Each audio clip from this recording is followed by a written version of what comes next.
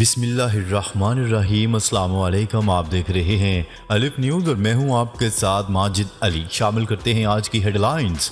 جرمنی کا یوکرین کو جدید ترین فضائی دفاعی نظام جلد فراہم کرنے کا اعلان۔ پاکستان نے مودی کا بیان جھوٹا قرار دے دیا۔ روسی میزائل حملے، امریکی صدر جو بائیڈن اور یوکرینی صدر ولادیمیر زیلنسکی کے درمیان ٹیلی فونک رابطہ۔ Ishaq Dar I am F اور ورلڈ بینک سے مذاکرات کے لیے امریکہ روانہ۔ بنگلہ دیش حکومت کا اپوزیشن کے خلاف کریک ڈاؤن۔ روسی حملوں کے بعد یوکرین تاریکی میں ڈوب گیا۔ بھارت میں تباہ کن بارشیں اور سیلاب، ہنگامی حالات کا اعلان۔ اب خواتین محرم کے بغیر بھی عمرہ ادا کر سکیں گی۔ سعودی عرب نے بڑا اجازت نامہ جاری کر دیا۔ پاکستان اور دنیا بھر کی خبروں سے باخبر رہنے کے لیے الف نیوز کو سبسکرائب کر لیں۔ ناظرین، ہیڈ لائنز آپ نے جانی، اب بڑھتے ہیں خبروں کی تفصیلات کی طرف۔ جرمنی نے روسی میزائل حملوں کے باعث یوکرین کو جدید ترین فضائی نظام فراہم کرنے کا اعلان کر دیا۔ جرمن نشریاتی ادارے کی رپورٹ کے مطابق جرمنی نے یوکرین کو ماضی میں ایک فضائی دفاعی نظام کی فراہمی کا وعدہ کیا تھا جو رواں سال کے آخر میں فراہم کیا جانا تھا، لیکن روس کے میزائل حملوں میں اضافے کے بعد اب یہ دفاعی نظام جلد فراہم کرنے کا فیصلہ کیا گیا ہے۔ جرمن وزیر دفاع نے اپنے ایک بیان میں کہا ہے کہ جرمنی یوکرین کو فوری طور پر گاڑیوں پر نصب آئرن TSLM نظام فراہم کرے گا۔ انہوں نے کہا کہ یوکرین کے شہروں پر روسی میزائل حملوں کے بعد یوکرین کو جلد فضائی دفاعی نظام کی فراہمی ضروری ہو چکی ہے اور آنے والے دنوں میں جدید ترین فضائی دفاعی نظاموں میں سے ایک کی فراہمی کے لیے تیار ہے۔ جرمنی کا جدید ترین فضائی دفاعی نظام آئرس TSLM 20 کلومیٹر کی بلندی اور 40 کلومیٹر کی دوری تک میزائلوں کو نشانہ بنا سکتا ہے۔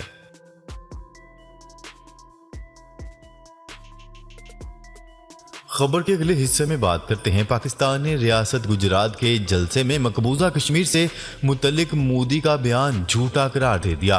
ترجمان دفتر خارجہ عاصم افتخار نے اپنے بیان میں کہا ہے کہ بھارتی وزیر اعظم نے بے بنیاد دعویٰ کیا کہ بھارت نے مسئلہ کشمیر کو کسی طرح حل کر لیا۔ مقبوضہ جموں و کشمیر بین الاقوامی طور پر تسلیم شدہ تنازع ہے۔ انہوں نے کہا کہ مسئلہ کشمیر کا حل اقوام متحدہ کی قراردادوں کے مطابق کشمیریوں کو حق رائے دہی دینے میں ہے، لیکن بھارتی وزیر اعظم کے بیان سے واضح ہے کہ بھارتی قیادت مقبوضہ کشمیر کی زمینی حقائق سے کس طرح بے بہرہ ہے۔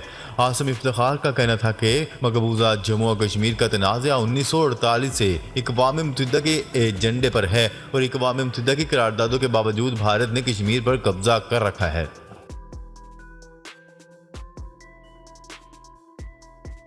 خبر کے اگلے حصے میں بات کرتے ہیں۔ یوکرین پر روسی میزائل حملوں کے بعد امریکی صدر جو بائیڈن نے یوکرینی ہم منصب ولادیمیر زیلنسکی سے فون پر رابطہ کیا۔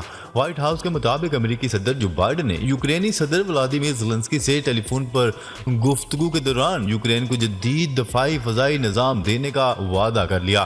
یوکرینی صدر ولادیمیر زیلنسکی کا اس حوالے سے کہنا ہے کہ صدر جو بائیڈن سے فضائی دفاعی نظام کے بارے میں نتیجہ خیز گفتگو ہوئی ہے۔ ان کا کہنا تھا کہ فی الحال فضائی دفاع ہمارے دفاعی تعاون میں اولین ترجیح ہے۔ وائٹ ہاؤس کے مطابق امریکی صدر جو بائیڈن اور G7 ممالک کے رہنماؤں کی آج ورچوئل میٹنگ بھی ہوگی، جس میں یوکرین کے صدر زیلنسکی بھی شرکت کریں گے۔ امریکی وزیر خارجہ اینتھنی بلنکن نے اپیل کی ہے کہ عالمی برادری واضح کرے کہ روسی صدر ولادیمیر پوٹن کے اقدامات ناقابل قبول ہیں۔ امریکہ کے وزیر خارجہ کا یہ بھی کہنا تھا کہ اب یوکرین کی حمایت میں بولنے کا وقت آ چکا ہے۔ دوسری طرف روسی سفیر برائے امریکہ کا کہنا تھا کہ دنیا کے دیگر ممالک کی جانب سے یوکرین کو مزید مدد دینے سے وسیع جنگ کا خطرہ بڑھ چکا ہے۔ واضح رہے کہ یوکرین کی جانب سے گزشتہ روز دعویٰ سامنے آیا تھا کہ روس کی جانب سے یوکرینی دارالحکومت کیف سمیت مختلف شہروں پر 75 میزائلوں سے حملے کیے گئے۔ ان تازہ ترین میزائل حملوں میں 14 افراد ہلاک اور 97 زخمی ہوئے، جبکہ یوکرین میں روسی میزائل حملے کے تناظر میں روسی صدر ولادیمیر پوٹن کا کہنا تھا کہ میزائل حملے یوکرینی حملوں کا بدلہ ہے۔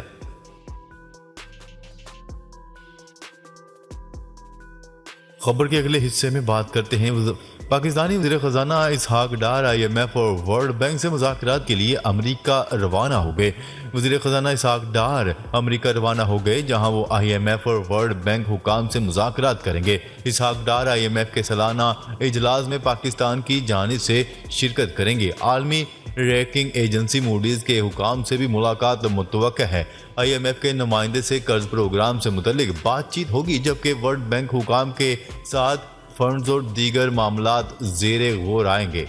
وزیر خزانہ اسحاق ڈار نے گزشتہ روز نجی ٹی وی چینل سے گفتگو میں کہا تھا کہ IMF سے میں پچھلے 25 سال سے ڈیل کر رہا ہوں اور امید ہوں IMF اور ہمارے درمیان معاملات بہتر ہوں گے۔ ان کا کہنا تھا کہ ملک میں روپیہ مستحکم ہو رہا ہے اور آگے بھی ہوتا رہے گا۔ ہم IMF کی شرائط پوری کریں گے۔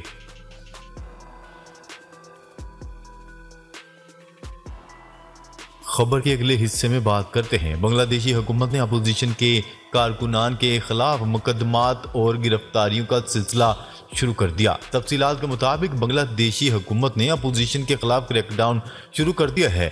ہزاروں کارکنان کے خلاف مقدمات بنا لیے گئے۔ بنگلہ دیش نیشنل پارٹی کا دعویٰ ہے کہ بنگلہ دیش کی حکومت نے 4081 کارکنان پر جھوٹے مقدمات بنائے ہیں، جبکہ دیگر 20,000 حمایتیوں پر بھی مقدمات درج کیے گئے ہیں۔ غیر ملکی میڈیا کی رپورٹ کے مطابق اپوزیشن جماعت نے حالیہ مہینوں میں لوڈ شیڈنگ کے خلاف احتجاجی مظاہرے کیے تھے اور عام انتخابات غیر جانبدار نگران حکومت کی نگرانی میں کرانے کا مطالبہ کیا تھا۔ واضح ہے کہ بنگلہ دیش میں عام انتخابات اگلے سال دسمبر میں ہوں گے۔ دوسری جانب ہیومن رائٹس واچ نے بنگلہ دیش میں اپوزیشن کارکنان کی گرفتاری پر تشویش کا اظہار کرتے ہوئے کہا ہے کہ بنگلہ دیشی حکام کو قانون کی حکمرانی کا احترام کرنا چاہیے اور سیاسی اپوزیشن کے حامیوں کی آزادی اور پرامن احتجاج کے حق کا تحفظ کرنا چاہیے۔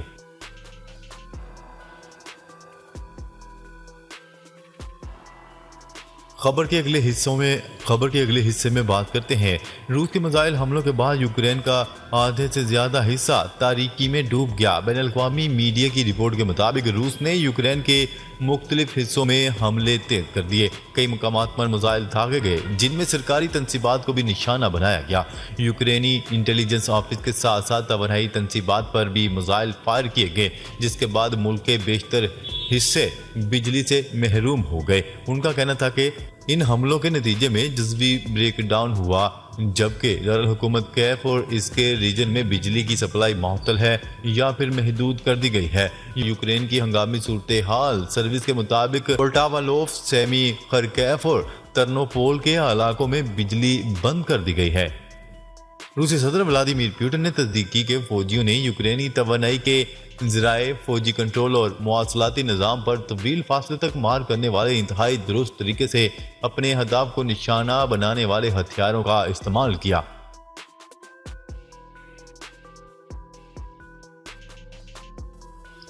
خبر کے اگلے حصے میں بات کرتے ہیں۔ بھارت میں تباہ کن بارشوں اور سیلاب، ہنگامی حالات کا اعلان۔ بھارت میں مونسون کی شدید بارشوں کے باعث مختلف شہروں میں سیلاب آنے اور لینڈ سلائیڈنگ کے باعث ہنگامی حالت کا اعلان کر دیا گیا، جبکہ تعلیمی ادارے بند رکھنے کا حکم نامہ بھی جاری کر دیا گیا۔ تفصیلات کے مطابق بھارتی ریاست اتر پردیش کے تمام اضلاع میں بارش کی وجہ سے حالات اتنے کشیدہ ہو گئے ہیں کہ ندیوں میں طغیانی اور پانی کی سطح بلند ہونے سے کئی علاقوں میں سیلاب کی صورتحال پیدا ہو گئی ہے۔ موسم کی خرابی کے پیش نظر اسکولوں میں چھٹیوں کا اعلان کر دیا گیا۔ بھارتی میڈیا کے مطابق گزشتہ 2 دنوں سے جاری موسلادھار بارش کی وجہ سے دہلی، NCR اور مغربی UP میں صورتحال مزید خراب ہو گئی، گلیاں پانی سے بھر چکی ہیں۔ دوسری جانب محکمہ موسمیات نے مزید تباہ کن بارشوں کی پیشگوئی کی ہے۔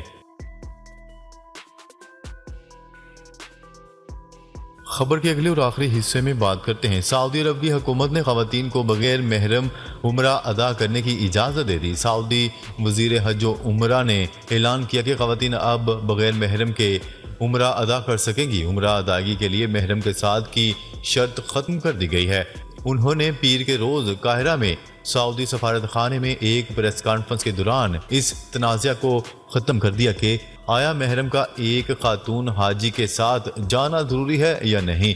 ان کا کہنا تھا کہ محرم کو اب عمرہ کرنے والی خواتین کے ساتھ جانے کی ضرورت نہیں، چاہے وہ دنیا کے کسی بھی کونے سے تعلق رکھتی ہوں۔ انہوں نے مزید بتایا کہ حرمین شریفین کے عازمین کو سہولیات کی فراہمی کے لیے جدید ٹیکنالوجی کا استعمال اور ڈیجیٹلائزیشن کی گئی ہے، جس میں ریبورٹس کا استعمال بھی شامل ہے۔ ناظرین، اب تک کے لیے اتنا ہی۔ مزید خبریں لے کر بہت جلد آپ کی خدمت میں حاضر ہوں گے، تب تک کے لیے اپنا خیال رکھیے گا۔ اللہ نگہبان۔